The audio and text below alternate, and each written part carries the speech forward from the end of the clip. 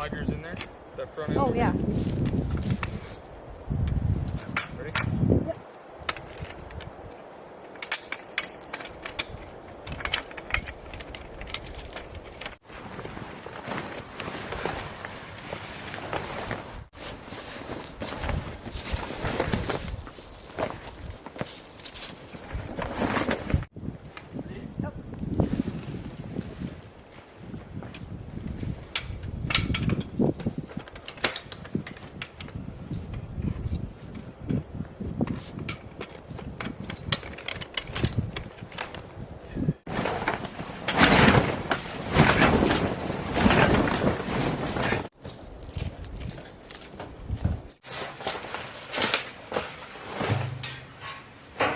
Somewhere in there, eh? Well, which way do you want to face the stove? We can have it, I think it's kind of big for it to face this way. I feel like we Yeah, can face it this way. And then we'll put our bed here on this side.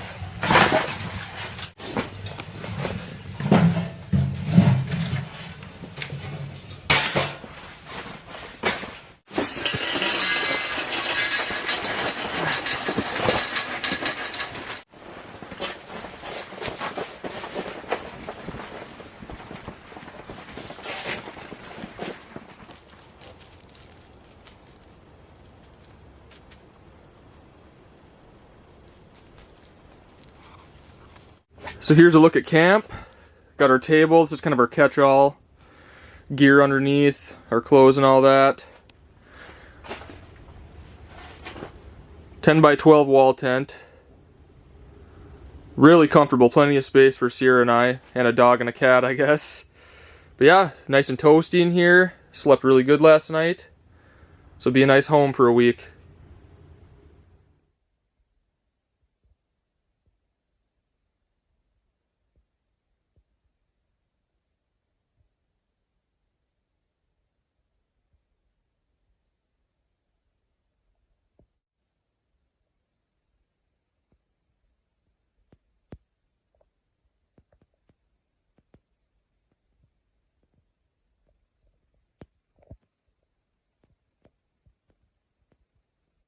Alright, well I'm back from the morning hunt. No deer. We had 5 people sitting out this morning. Nobody saw anything. There wasn't very many shots either, so they must not have been moving around too much this morning. But we just had breakfast. We're going to hang out a little bit, and then I think Sierra and I are going to go try a different spot on some public land. I have a pretty good feeling that there might be a deer in there. So I'm going to walk around this afternoon and then sit out this evening. Hopefully we see one.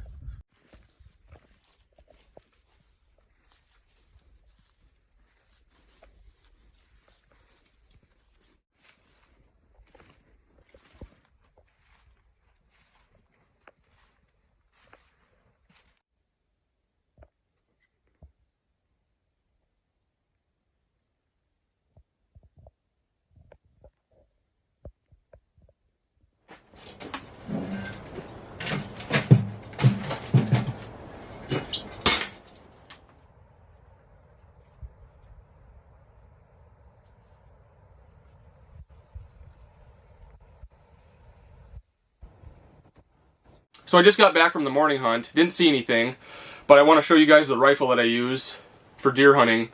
This is a Marlin 30-30, and this gun belonged to my grandpa. And he died when I was 15, and I inherited this gun. And I'm not really into possessions or anything like that, but this is definitely the favorite, or my favorite item that I own. I take really good care of it.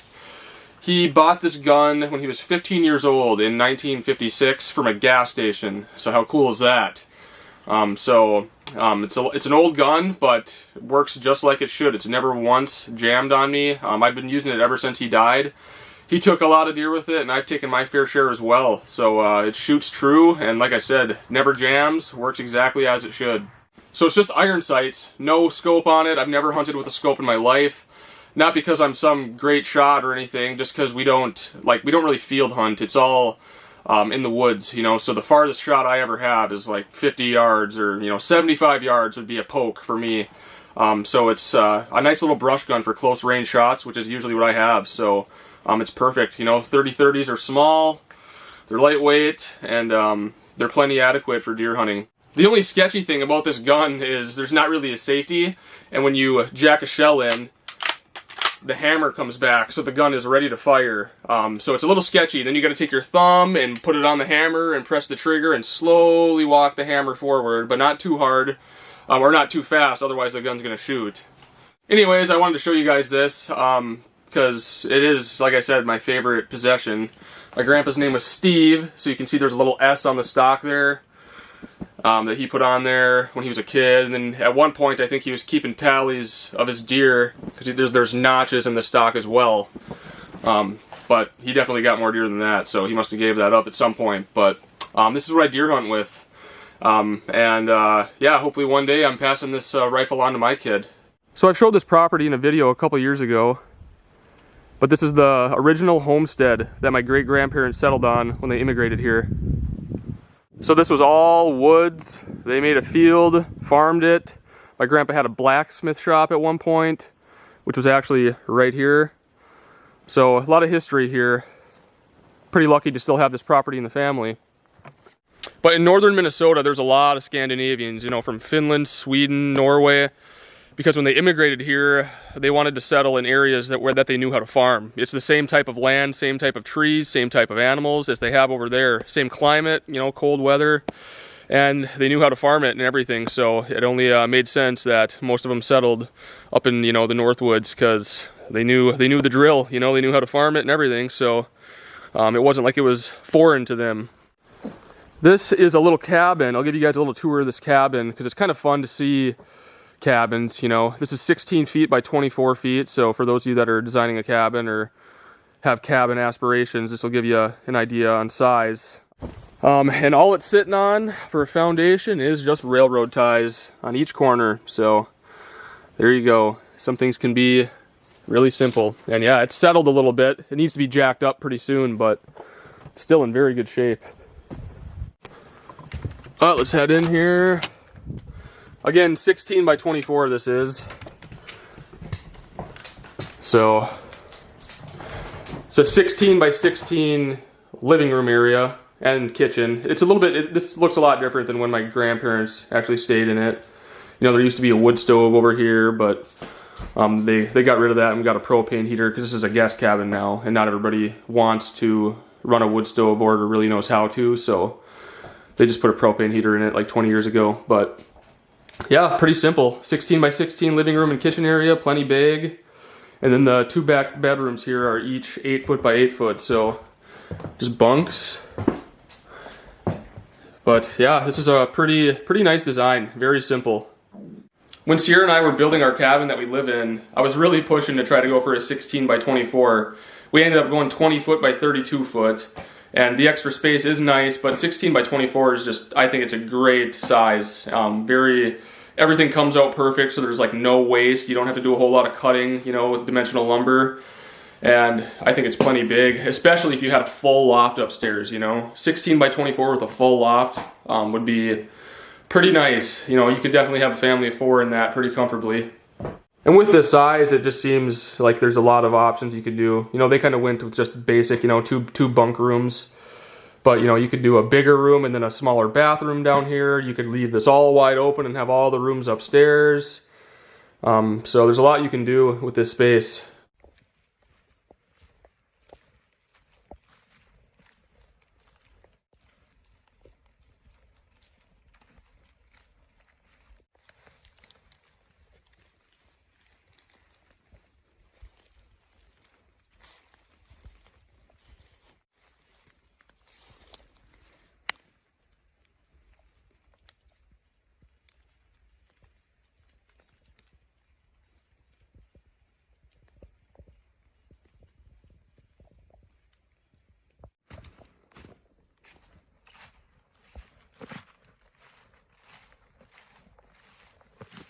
Well, that's another night in the woods without seeing anything, so a little discouraging. Who knows, maybe they'll be moving around the next day or two with that snow coming.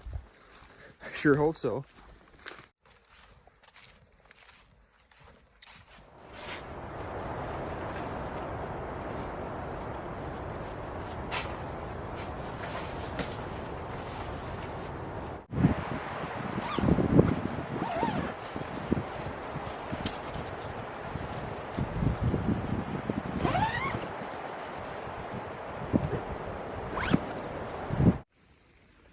All right, well, I'm parked here. I'm gonna head down this road.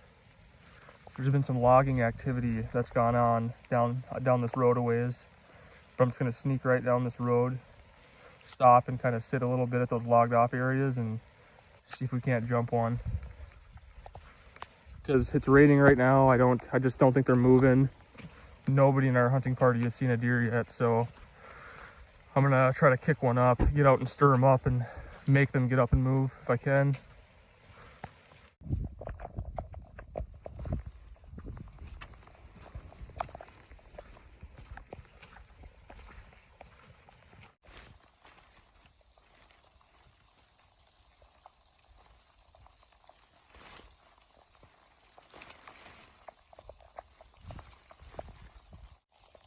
Pretty miserable weather right now. I think I'm gonna walk around this lake a little bit, see if I can't kick one up. Probably put on 3 miles already, so I'm 3 miles from the truck. But I'm gonna head up this way about another half mile and see if I can jump one, and then I got to walk back. Might see something there. But it is miserable weather right now. They're definitely not moving in this stuff, so all I'm doing is getting out and hoping I can stir one up and kick one up from its bed. That's about all you can do. All this rain's gonna turn into snow later this afternoon. So tomorrow morning there should be a fresh blanket of white snow. And I love that for deer hunting because then you can see all the fresh tracks, follow them. You can be really quiet in the woods and sneak around. So tomorrow looks a little bit better than this soggy stuff. This is pretty miserable.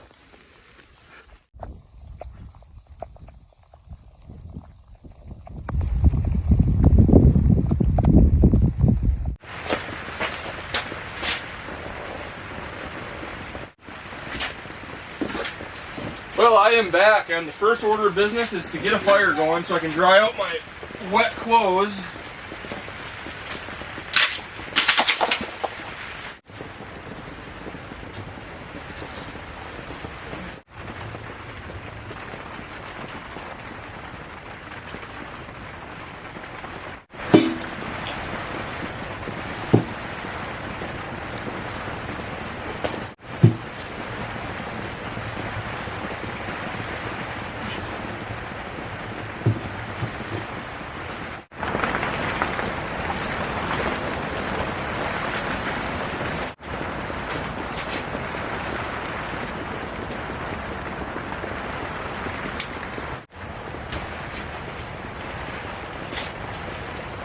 Well, that was a pretty cold, wet, miserable morning. I'm gonna dry out my clothes. Hopefully this rain turns to snow for the evening hunt. That will be much better. And hopefully we see something tonight. Okay, well, we got some heat going. Those clothes should dry out in no time. This stove is from Northwoods Fabrication. It's the same company that made the stove that's in the log cabin. And, you know, I speak really highly of these stoves because I love them, but he's got a stove for every application you could possibly think of. Different sizes, different models. This one is meant for wall tents. It's more of a packable stove. You know, the legs come off. It's really lightweight, actually, for how big it is. But yeah, just a steel plate stove, nice flat cooktop. perfect for a wall tent. And like I said, lightweight, so easy enough to pack around. So this is kind of the winter camping stove, since it's a lot more portable. But yeah, check out that website if you guys haven't yet. The guy's name's David, and he makes a really good product. And it's made in the USA. And I have two stoves from him now, and I love them both. And I couldn't recommend them enough.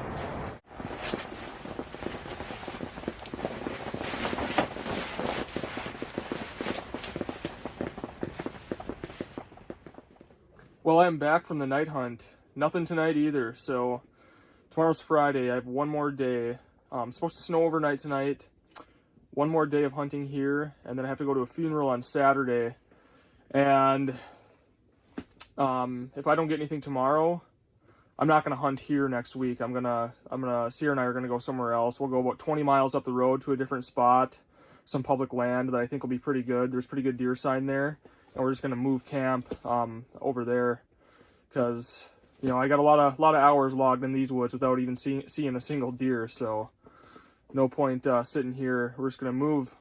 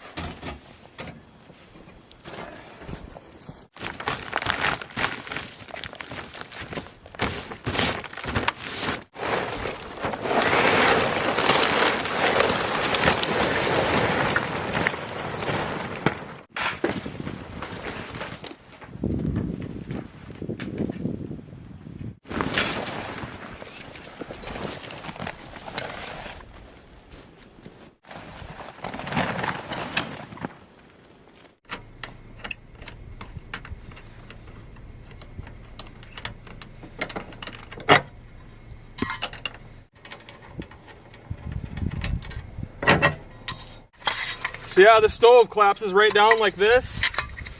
You can toss the legs right in there. It's pretty nice. So that wraps up the first week of Minnesota deer hunting. Unfortunately, we didn't get a deer, didn't even see one, so that's not too good. But anyways, there's one more week and a weekend of deer hunting left, so there still is time. But based on what I'm seeing around here and the lack of sign and the lack of shooting in the area, I think the numbers are down, and they have been the last few years, so is what it is. But we're gonna shift gears, try a different location next week and next weekend, and pretty confident that we'll be able to get one in our new spot. So stay tuned for that, and I will see you guys in the next video.